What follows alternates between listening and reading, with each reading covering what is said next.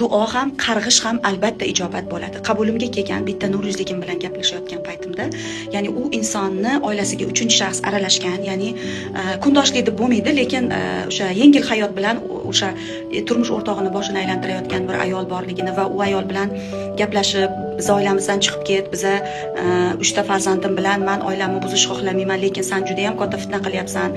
Yaxshilikcha ket, hattoki sizlab hurmat bilan gaplashgan paytida, yo'q, men sizni eringizni sevaman. Biz kelishib yashashimiz kerak. Biz shunday yashashimiz, chunki meni onam ham kundoshi bilan kelishib yashagan.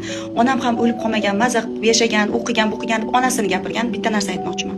Demak, hozirgi kunda ikkinchilikni yoki birovning oilasini tab tortmasdan buzishga jur'at etayotgan insonlar onasida ko'rgan bo'ladi-ku. Demak, ba'zilari onasida ko'rgan bo'ladi. Ikkinchisi, bu ayolni yuragida og'rig'i bilasizmi?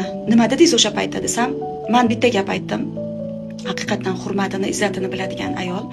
Men bitta gap aytdim. Sizni oldingizda qiz farzandingiz bor, birinchi emas, ikkinchi turmushidan qiz farzandi bor. O'zi ham 3 ta turmush qurgan deyapti-da. O'sha ilohim, o'sha qiz farzandingiz 3 ta farzandli bo'lsin, normalniy xonadonga kelin bo'lib 3 ta farzandli bo'lganda xuddi sizga o'xshagan, sizdan-da 5 battar bitta ayol ularning hayotiga kirsin va qiz farzandingiz dod solib qovurilib yashayotganida qadamma-qadam qizingiz bilan yashang ilohim, shu og'riqni ko'ring va sizni qizingiz oilasi buzilib 3 ta bola yetim bo'lib parchalanganini siz guvoh bo'ling. Men boshqa hech narsa deya olmayman sizga. Chunki har narsani yaxshilik bilan aytib ko'rdim, lekin meni yuragimda shu narsa. Endi qarang. Bu ayolni aytgan gaplarni na men orqaga qaytara olaman, na bu gaplar energiyasi to'xtay oladi. Nima deb o'ylaysiz? Bunaqa qarg'ish olib deymizmi? Bunaqangi bir e'tiroz eshitib yashay olish mumkinmi?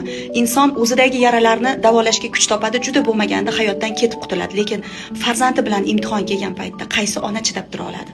O'z fikringizni yozib qoldiring.